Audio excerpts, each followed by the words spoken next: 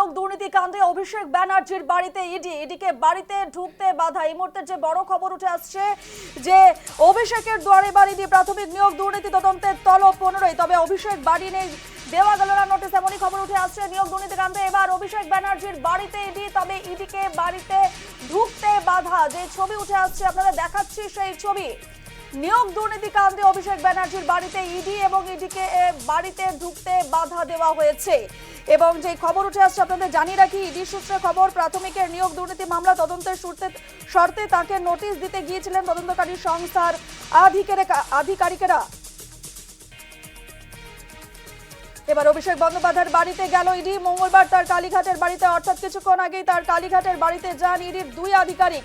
ED সূত্রের খবর, প্রাথমিকের নিয়োগ দুর্নীতি মামলায় তদন্তের সূত্রে তাকে নোটিশ দিতে গিয়েছিলেন তদন্তকারী সংস্থার আধিকারিকেরা।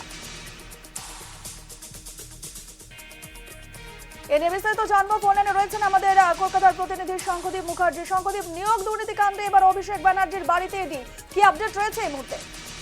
এবারে তাই দেখো, আগামী 15ই জুন কিন্তু তাকে তলব করা হয়েছে সিজিও কমপ্লেক্সে, এবং যেটা জানা যাচ্ছে যে নিয়োগ দুর্নীতির যে মামলা, সেই মামলায় কিন্তু এবারে অভিষেক বন্দ্যোপাধ্যায়কে তলব করা হলো। সেই তলব করতেই কিন্তু আজকে ইডির যারা আধিকারিক রয়েছেন তারা কিন্তু অভিষেক বন্দ্যোপাধ্যায় কালীঘাট রোডের যে বাড়ি রয়েছে সেই বাড়িতে তারা এসেছিলেন, এবং সেখানে তারা গিয়ে সমন দিয়ে আসেন।